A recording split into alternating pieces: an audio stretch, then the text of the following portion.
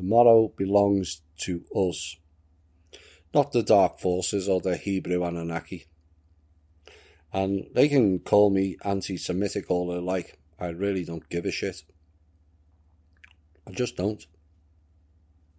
I've done lots of campaigning on behalf of the Jewish people.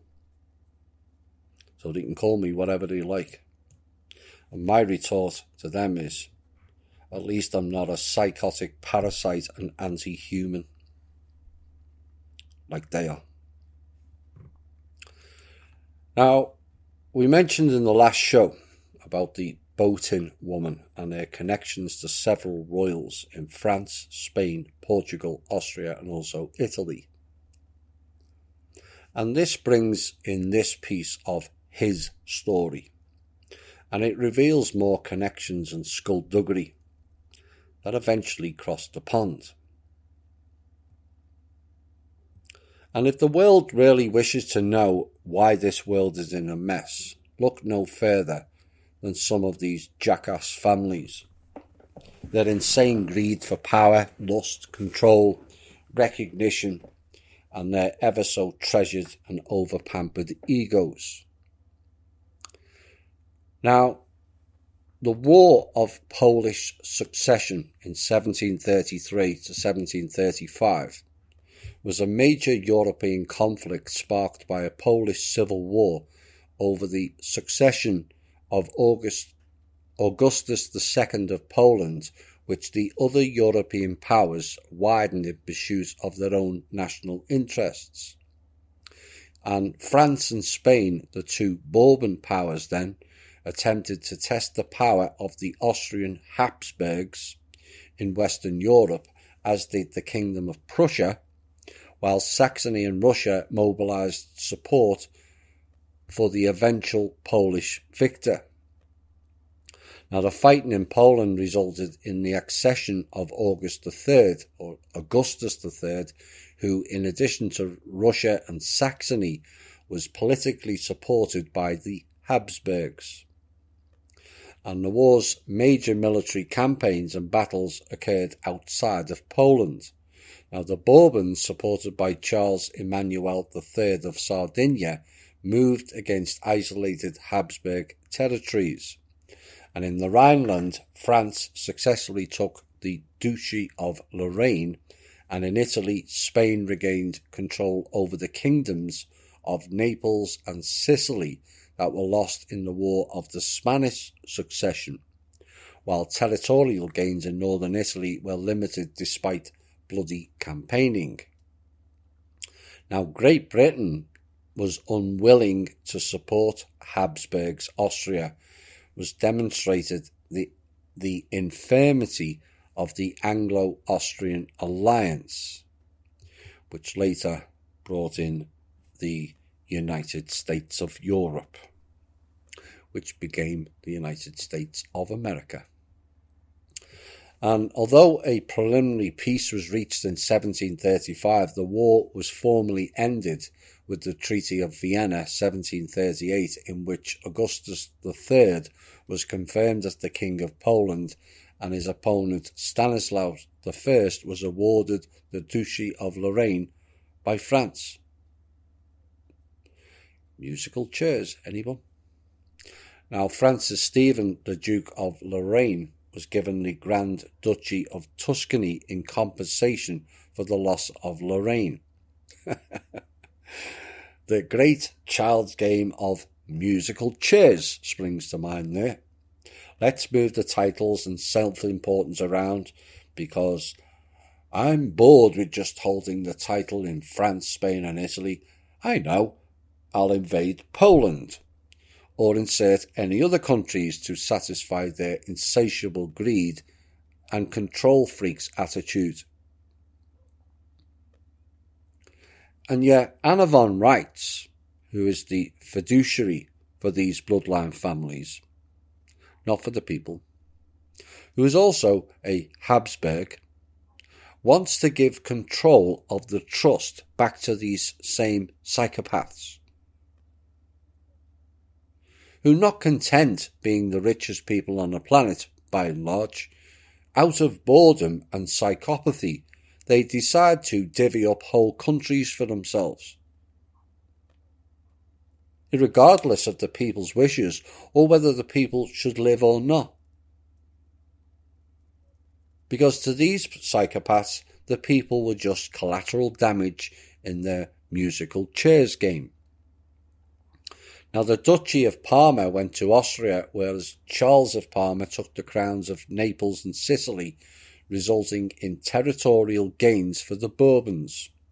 And Poland also surrendered the claims to Livonia, which is half of Latvia and half of Estonia now, and direct control of the Duchy of Courland and Semi-Galia, which, although remaining a Polish fief, was not integrated into Poland proper and came under strong Russian influence, which only ended with the fall of the Russian Empire in 1917.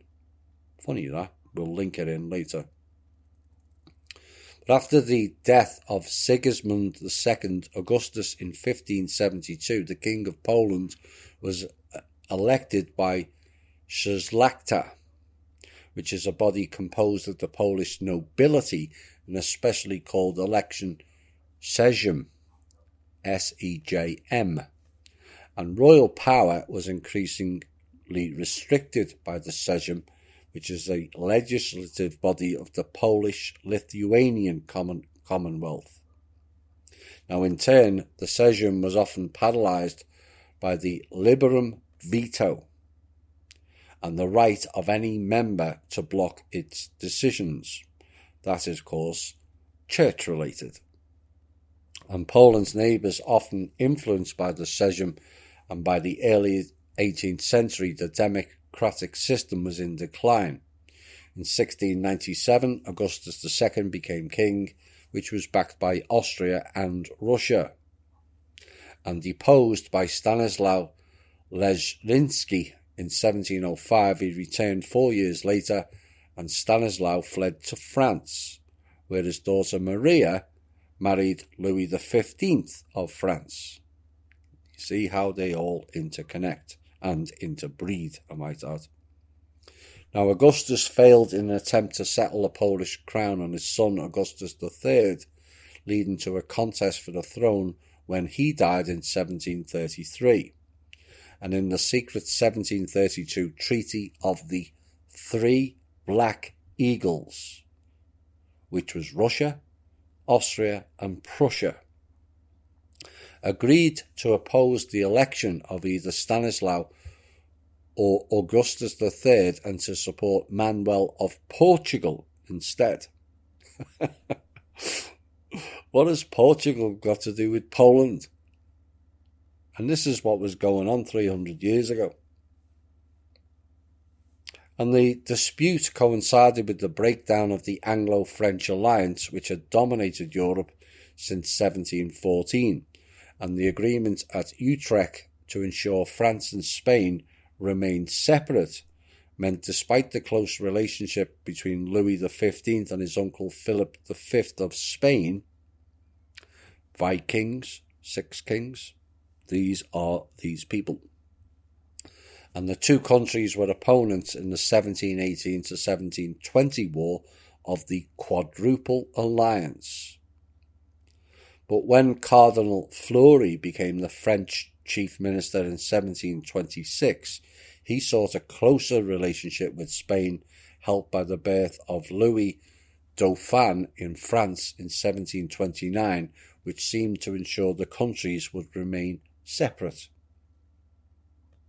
And Fleury supported Stanislaus, hoping to weaken Austria and secure the Duchy of Lorraine, which was a strategic possession occupied by France for large parts of the previous century.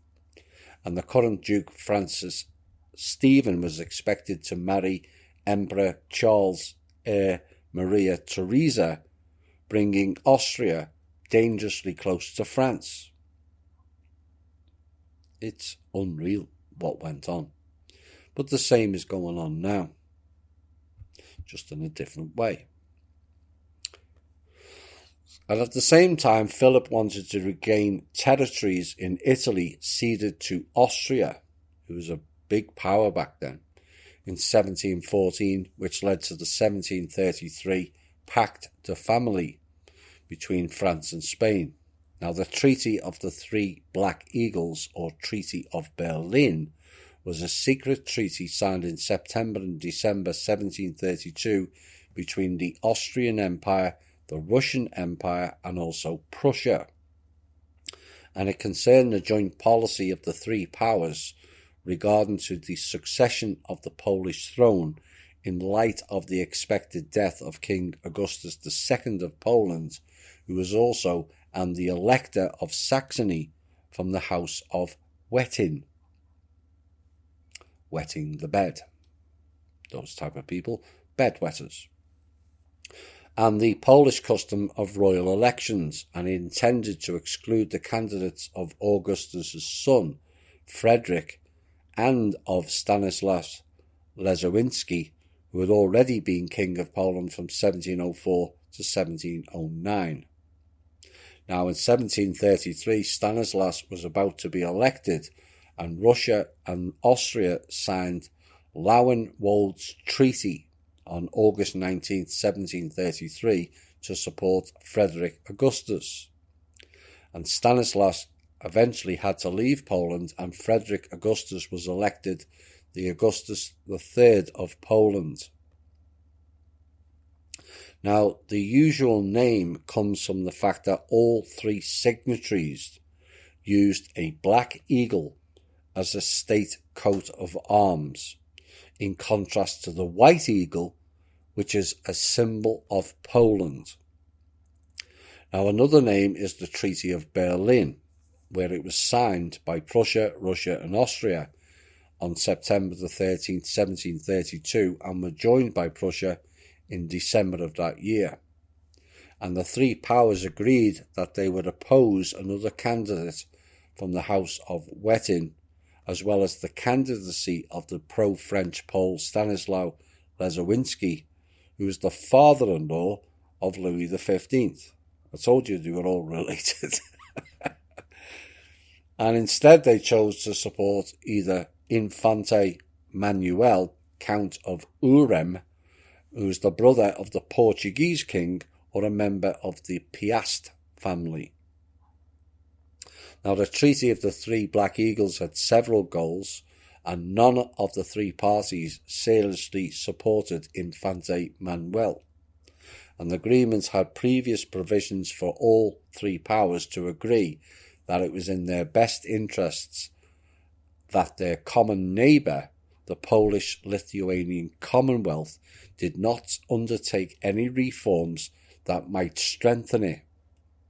Yet again, an example of the big boy bullies coercing and abusing countries for their own greed.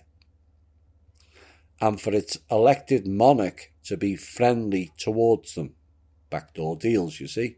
You think it's a 20th century thing? No, this was going on in the 16th century, 17, 18, 19 and onwards. And in addition to the obvious increase in the influence of the three powers over the Commonwealth, Austria and Russia also discreetly wanted to reduce the possibility of a French-Prussian-Saxon alliance. Again, this is all the bloodline families. And Prussia received promises of support for its interests in Courland, now southern and western Latvia. Now, the political situation changed rapidly, and the Treaty of the Three Black Eagles was superseded soon after it was formulated. And with the death of Augustus II on February 1733, Austria and Russia distanced themselves from the earlier treaty, which was never ratified by the Empress of Russia. Yet again, more skullduggery. And their primary goal was the disruption of the French-Saxon-Prussian alliance had already been achieved, and so they sought to secure support from various Polish and Saxon factions. And so on August 1733, Russia and Austria entered into the Lauenwalds Treaty with Saxony in the person of the new Elector Frederick Augustus II of Saxony. And the treaty was named after one of the chief diplomats involved in the negotiations, the Russian Carl Gustav von Lauenwald, who was a Russian diplomat and a military commander of German extraction. And he was also brother to the Knight of the Order of St. Andrew and the Order of the Black Eagle, Gustav Reinhold von Lauenwald and Reichsgraf Friedrich Casimir von Lauenwald. Now, Reichsgraf was a title in the Holy Roman Empire, and in the Merovingian and Franconian Empire, both of them are Hebrew Anunnaki, just saying, a graf, Graf, is a count, was an official who exercised the royal prerogatives in an administrative district, Gau or county. Now, Gau is G-A-U. GAU is a territory or region in a country, often called a province. And the royal term a count, now personally I would drop the O out of that word, is where the term county derived from. The term county derived from these bloodline titles. And this is where the Magna Carta goes wrong and the nobility. The Magna Carta took away the kings and gave it to the nobility, which is these jackasses. Now, the terms of Lauenwald's treaty were straightforward. Russia would provide troops to ensure Frederick Augustus' election and coronation, and Frederick Augustus would, as the Polish king, recognise Anna Ivanova as the Empress of Russia, relinquish Polish claims to Livonia, and remain unopposed to Russian interests in Courland, C-O-U-R land.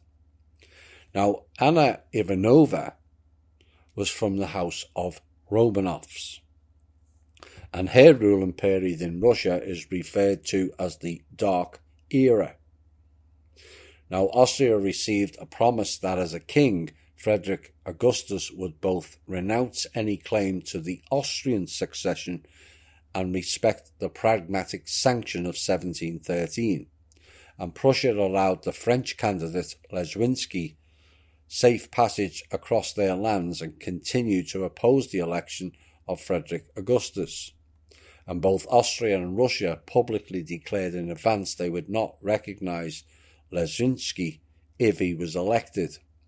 However, the election Sejm in Wola went ahead and picked Leszczynski on September the 12th, 1733, which was announced as an interim ruler, the Primate Potocki. Now, diplomatic promises and the arrival of Russian troops outside Warsaw on 20th of September caused a rump group led by Michael Wisnowiecki, who was the great Chancellor of Lithuania, and Theodore Lyubomirsky, the governor of Krakow, together with the Bishop of Poznan, Stanislaw Joseph Ozius, and the Bishop of Krakow, Jan Alexander Lipski, to decamp to another Warsaw suburb where they held a new election under the protection of the Russian troops and picking Frederick Augustus II of Saxony, who then became Augustus III of Poland. You get all that? See how they overcomplicate things? Just change the name, you see. Even change the name of the country. And what this proves is that Poland was ruled by the Church, the Bishop of Poznan and Krakow. And that has been part of the problem in his story. But the interference of various foreign powers into the Polish election led to the War of the Polish Succession between Augustus III with his foreign allies Austria and Russia against the supporters of Leszczynski, who were allied with France. And Prussia reluctantly sent 10,000 troops, and in the Treaty of Vienna in 1738, which formally ended the war, Leszczynski announced his claim to the Polish throne and was made Duke of Lorraine in compensation. But it was interesting the mention earlier of the Treaty of the Black Eagle. And the three countries under the Black Eagle, Austria, no surprise, Prussia and Russia, were fighting against the White Eagle country of Poland. And what this proves is Russia in earlier days was held by the Black Sun and was retaken by one or more of the Tsars, which was likely ending with the alleged assassination of Nicholas II and his family, and were taken over by the Hebrew Bolsheviks.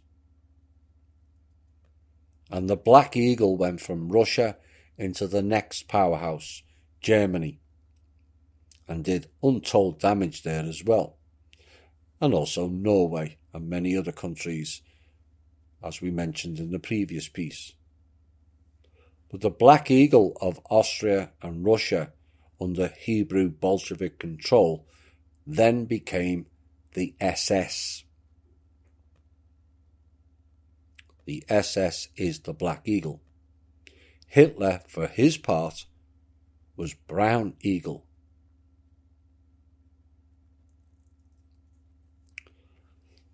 And what all these idiot royals didn't get was, all of them were being played with. And eventually all of them, when the time was right, were brushed aside like a homeless person on the street corner. And their blue blood standing did not keep them at the top of the tree.